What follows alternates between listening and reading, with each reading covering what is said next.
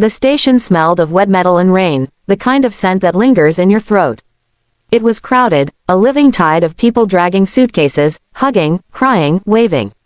The ceiling arched high above like the inside of a cathedral, and announcements echoed in a tinny voice, distorted but insistent, calling out departures and arrivals in a language that sounded colder than I remembered. I stood on the edge of the platform gripping my ticket so tightly it bent at the corners, the ink smudging against my palm. The paper was supposed to be my escape, but in that moment it felt like nothing more than proof of how foolish I'd been. I had arrived an hour early because I wanted to see him one last time. That was the truth I wouldn't even say out loud to myself. I had pretended I came early to avoid missing the train, but really I was hoping for a glimpse, for some kind of sign that I still mattered, that he would choose me the way he had promised in the quiet of our apartment, in the stolen hours between his other life and mine. In those moments his voice had been low and certain. Just one more trip, then it's only us. I swear, his eyes had darted away as he said it, but I had chosen to believe him anyway. I always did. The crowd shifted like a tide, and through a gap I saw him. My breath caught in my chest. Daniel was there, tall and elegant, wrapped in a charcoal coat I'd bought him last winter. He stood under the old iron clock, the same place where we used to meet. But he wasn't alone. Beside him was a woman I had never seen before. She was the kind of woman who seemed to have stepped out of a magazine. High heels even on the slick platform, a tailored red coat cinched at the waist, dark hair pinned up in a careless twist that looked effortless and expensive. She laughed at something he whispered, the sound like glass beads falling on stone. He reached out and adjusted her scarf with a tenderness that punched the air from my lungs. His fingers brushed her cheek the way they used to brush mine, as if he were memorizing the texture of her skin. She leaned into his touch, and in that small movement the truth became undeniable. It wasn't business he'd been traveling for. It wasn't work that kept him from my calls. It was her. It had been her all along. A departure announcement blared overhead, but the words didn't register. My ears were full of a high, rushing sound, like waves collapsing on rocks.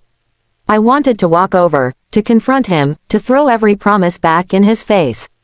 But my legs were heavy and unresponsive, rooted to the platform as if the concrete itself had claimed me.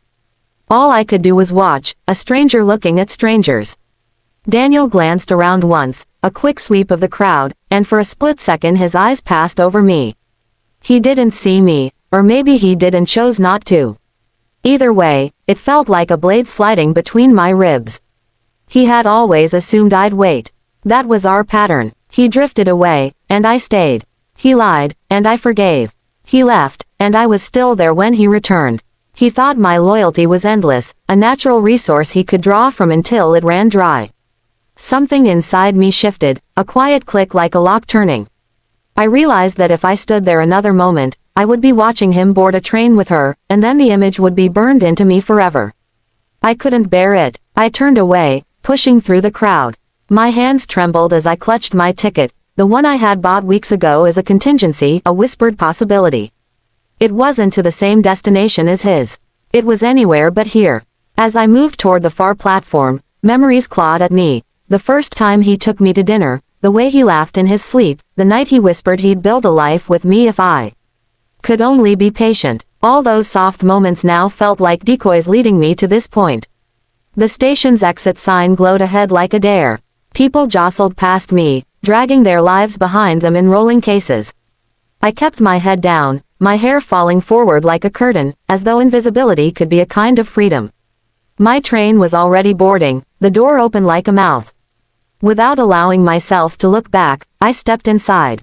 The warmth of the carriage wrapped around me, smelling faintly of coffee and engine oil. I slid into a window seat, my heart hammering against my ribs. Outside, the platform blurred with movement. Through the rain-smeared glass, I could just make out Daniel's shape at a distance, his coat dark against the pale stone. He was bending to lift her suitcase. I couldn't see his face. I didn't want to. A whistle blew, sharp and final. The train lurched forward with a metallic groan. My stomach flipped as the platform began to slide past, the figures shrinking, dissolving into streaks of gray and red. I pressed my forehead to the glass, my breath fogging a small circle. For the first time in years, I wasn't waiting for him. I wasn't the one left behind. I was leaving. As the station receded, I let the ticket fall from my fingers onto the table between the seats. I realized my hands were steady now. The landscape outside blurred into fields and rain, and a strange calm spread through me. It wasn't joy exactly, but it was something cleaner than grief. It was the beginning of absence, the first breath after breaking the surface. I didn't know where the train would carry me. I only knew it would be away from Daniel, away from the version of myself who kept hoping he'd change. He thought I'd stay, but I had left forever. The sound of the rails built a rhythm beneath me like a heartbeat, and I leaned back, closing my eyes, letting the motion take me somewhere new. The train took me farther than I expected. At every junction I changed lines, buying new tickets with cash, crisscrossing the map until the names of the stations no longer meant anything to me. It was like shedding a skin. By the time I finally stepped off for good, I was in a small coastal town that smelled of salt and pine. The sea was always somewhere in the background, its restless noise filling the spaces between conversations. Houses here were painted in peeling colors, windows hung with lace curtains, gardens overgrown with rosemary. Nobody knew me, and nobody cared. That anonymity was a kind of mercy. I found a room above a bakery run by an elderly couple who barely spoke to me beyond a nod in the mornings. The scent of fresh bread drifted up through the floorboards before dawn. I took long walks on the cliffs at night, the wind whipping my hair into knots, the spray of the ocean cooling my cheeks. With each step, I tried to believe that the life I had left was nothing but a story, a bad dream that dissolved with daylight. I dyed my hair a darker shade, traded my city clothes for plain sweaters and boots, and stopped checking my phone. For the first few weeks, the silence felt like a bomb. No messages from Daniel, no whispered promises, no lies. Just the endless sky and the hush of the tide pulling away from the shore. But freedom has its own weight. It presses down on you when you least expect it. At night, lying awake in the narrow bed, I sometimes felt his presence like a draft under the door. The shadows of the room shifted and stretched, becoming the shape of his shoulders, the curve of his mouth. I kept expecting the sound of a car pulling up outside, a knock at the door, a familiar voice calling my name. Even the smallest things, an accent at the market, the smell of his cologne on a stranger, could stop me cold. Daniel had been a part of me for so long that cutting him out left a wound that hadn't yet closed. One rainy evening, the storm came in hard from the sea, slamming against the windows like fists. I lit a single candle and tried to read, but my eyes wouldn't focus. When the knock finally came at the door, it startled me so badly I almost dropped the book. Heart hammering, I crossed the small room. Nobody stood outside when I opened it, just darkness, wet air, and the sound of rain. But on the floor lay a plain envelope, soaked at the edges. My name wasn't on it. No handwriting, just the envelope itself, sealed. Inside was a single photograph. It was the train station. I recognized the old iron clock, the gray stone walls, the slick tracks shining from rain. And there, at the center, was Daniel. Alone this time, standing exactly where I had seen him with her. His coat hung looser on him now, his hair messier, his face drawn. He looked like a man who hadn't slept. On the back of the photograph, in his handwriting, were 4 words, "I was wrong. Please come back." No return address. No phone number. Nothing else. I sat on the bed staring at it for a long time, the candlelight flickering across the image. My first reaction was a spike of anger. He had chosen her, and now that it had gone wrong he wanted me back. He thought I was still there to catch him when he fell. I should have torn the photo into pieces, thrown it into the storm outside. But my hands wouldn't obey. Instead, I found myself tracing the edge of his face with my thumb, remembering the way he used to look at me, the way his hand used to find mine in a crowd. And then I noticed something. In the background of the photo, just at the edge of the frame, a figure was watching him. Blurred by distance and rain, but unmistakable. Not a commuter, not a passerby. The figure stood still, half hidden by a column, head tilted as if waiting. The longer I looked, the more a cold unease spread through me. That shadow wasn't mine. Someone else was circling him now. I told myself it was nothing. A trick of the light, a stranger caught in the moment the shutter clicked. But deep down I knew better. Daniel had money, yes. Connections, enemies too. He played games with powerful people. I had always known that but chosen to ignore it. Maybe the woman I saw him with hadn't been a lover at all. Maybe she had been something else. Dangerous in ways I couldn't guess. I shoved the photograph into the drawer and tried to forget it. Days passed. The storm broke. The bakery downstairs filled with the smell of sweet bread again. I walked the cliffs. I told myself I was free. But the image of the figure in the photo wouldn't leave me. Each night it returned sharper, more real, like a stain bleeding through fabric. My dreams became crowded with trains, with red coats, with whispers I couldn't quite make out. Then, a second envelope arrived. This time I didn't hear a knock. It was just there on my table one afternoon when I came back from a walk, as though it had appeared out of the sea wind itself. Inside was a train ticket, same station, same day of the week, 1 year after I had left. No note, no explanation, just the ticket. My hands shook as I held it. The ink was crisp, new. My name wasn't printed anywhere, but somehow I knew it was for me.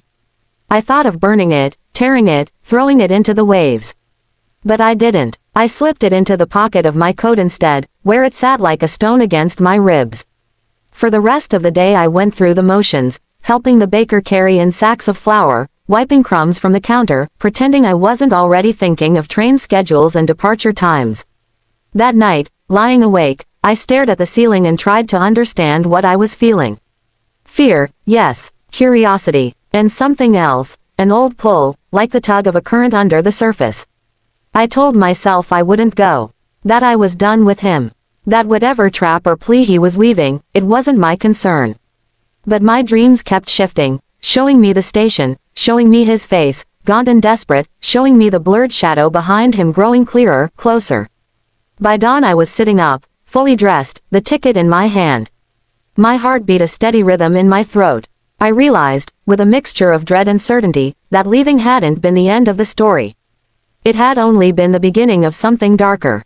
The days after that stormy evening felt unreal for Eliza, as though she had stepped into a life that did not belong to her. One moment she had been begging outside a restaurant, cold and invisible, and the next she was waking up in a penthouse that soared above the city, wrapped in sheets softer than anything she had ever touched. But though her body rested on comfort, her heart refused to trust. She told herself this was temporary, that men like Daniel Hardman didn't keep people like her in their world. For Daniel, however, something had shifted permanently. His mornings once began with coffee, news reports, and back-to-back meetings. Now they began with the sound of hesitant footsteps wandering into his kitchen, the sight of a young woman who looked out of place among marble counters and steel appliances. She would stand awkwardly by the door until he gestured for her to sit. He noticed how she never poured herself more than half a glass of juice, how she ate carefully, always leaving food behind as if afraid of taking too much. "You don't have to hold back," he told her one morning.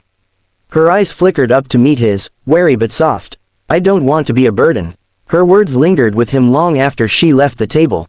A burden, that was what she had been taught to believe about herself. Daniel could not shake the thought that if he hadn't looked up that night, if he hadn't listened, she would still be out there believing she was worth nothing more than scraps. Over time, she began to tell him more about her life. She had bounced from one foster home to another, shuffled like an unwanted package. Some families ignored her, others resented her, a few had even mistreated her. Each time she thought she might finally belong, she was reminded that she didn't. "It's hard to grow roots when you're always being transplanted," she said one evening, staring out at the city lights. Daniel listened, though listening did not come naturally to him. For years, conversations had been transactions, negotiations, strategies, deals. But Eliza's words weren't bargaining chips. They were fragments of a broken past she handed to him, trusting he wouldn't drop them. And though he rarely spoke of his own life, she could see in his eyes that her pain touched something familiar inside him. One night, after a long silence, she asked, "Why did you help me?" Daniel hesitated. It was a question he had asked himself every day since. Why had he, a man who walked past 100 beggars without a glance, stopped for her? He searched for an answer and found only honesty. "Because when I looked at you, I saw myself. A long time ago." He didn't say more, but she didn't push.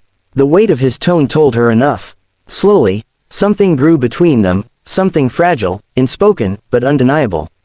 She began to smile more, and he discovered that her laughter was the kind of music that could make even the coldest room warm. She read books from his library, sometimes falling asleep on the couch with pages still open, and he would quietly place a blanket over her. She was no longer just a stranger he had rescued, she was a presence that made his home feel less empty, his life less mechanical. But the world outside didn't share their quiet understanding. One afternoon, paparazzi cameras caught them leaving a bookstore together. The next day, tabloids screamed, "Millionaire and mystery girl, scandal or secret affair." Business associates called Daniel in alarm. "This is bad for your image," they warned. "You can't be seen with someone like her. It makes you look unstable, reckless. The board won't like it." Daniel hung up the phone with his jaw tight. For so long, his image had been his armor, the polished shield that kept the world at a safe distance. But now, he wondered what that image was worth if it meant turning his back on the one person who had made him feel human again. That night, he found Eliza sitting on the balcony, hugging her knees as she looked over the glittering skyline. She had seen the headlines too. "You don't have to keep me here," she said quietly, her voice carrying both strength and sorrow. "If being seen with me is hurting you, I can leave. I've survived worse." Her words shattered something in him. She thought she was disposable, that her presence was a weight dragging him down. She thought she was only a problem to solve, a mouth to feed, a rumor to erase. "No," Daniel said firmly, stepping closer. "You don't get it. They can take my money, they can take my reputation, but they can't take this. They can't take you. For the first time in years, I feel like I have something worth protecting that isn't just a number in a bank." Her eyes widened, glistening with tears she tried to hold back. He had said the words she had needed her whole life to hear, that she wasn't a burden, that she wasn't a mistake, that she was worth keeping. Still, the world tested them. Reporters camped outside his building, chasing rumors. Business rivals mocked him, saying he had grown soft, weak, distracted. The board of his company demanded explanations. "Choose wisely," they told him. "Your fortune or this girl." Daniel didn't flinch. For the first time, the choice was easy. At a press conference meant to address the scandal, Daniel stood before a sea of microphones and cameras. Instead of distancing himself, he told the truth. He told Eliza's story, not the scandalous version whispered in tabloids, but the real one. He spoke of the girl who had grown up unwanted, who had asked only for leftovers but deserved so much more. He spoke of a system that failed children, of a society that ignored its most vulnerable. And then he said something that shocked everyone. "Meeting her reminded me of who I was before money hardened me. She gave me back my humanity. If you think that makes me weak, so be it. I'd rather be human than powerful." The room erupted. Some criticized him, called him naive. But others listened. For the first time, people saw Daniel not as a ruthless millionaire but as a man who cared. Donations began to pour in for foster care programs, shelters, and schools. Inspired by his words, volunteers signed up, organizations formed, lives began to shift. What had begun as scandal became a movement. Through it all, Eliza stayed by his side, though she often whispered, "I don't deserve this." Each time, he answered the same, "You deserve more than you know." Months passed, and the girl who once begged for scraps began to rebuild her dreams. With Daniel's support, she enrolled in classes, determined to become a teacher. She spent long nights studying, long mornings at the library, her determination unshaken. Daniel watched with pride as she slowly transformed, not into someone different, but into the person she had always been beneath the hunger and pain. One evening, she stood in front of him with tears in her eyes. "I got accepted into the teacher's program. Daniel, I can finally do it." His smile that night was brighter than any victory he had ever celebrated in business. "You already are doing it, Eliza. You're proving to the world that no one is invisible." Years later, when Eliza stood before her first classroom of children, wide-eyed, restless, hungry for hope, she told them her story. Not every detail, not every scar, but enough for them to know that even in the darkest nights, light can find its way in. No matter how small you feel, she told them, you are never worthless. You are never invisible. And Daniel, he stood at the back of that classroom, quietly, watching with pride. The millionaire who once measured life in numbers now measured it in lives changed, in hearts healed, in the miracle that had begun the moment he looked into her eyes and chose to listen. In the end, it was never about leftovers. It was about recognizing the worth in someone the world had thrown away. It was about love born not of pity but of truth, the truth that sometimes, the richest gift you can give another is to see them, to believe in them, to say, you matter. And that was the miracle. Not just for Eliza, not just for Daniel, but for everyone who heard their story and realized kindness has the power to rewrite destiny. Sparkle's closing message for viewers. The story reminds us that compassion can turn strangers into family, burdens into blessings, and despair into hope. Never underestimate the power of a small act, because you never know, the plate of leftovers you offer today may become the miracle that changes not just one life, but the world.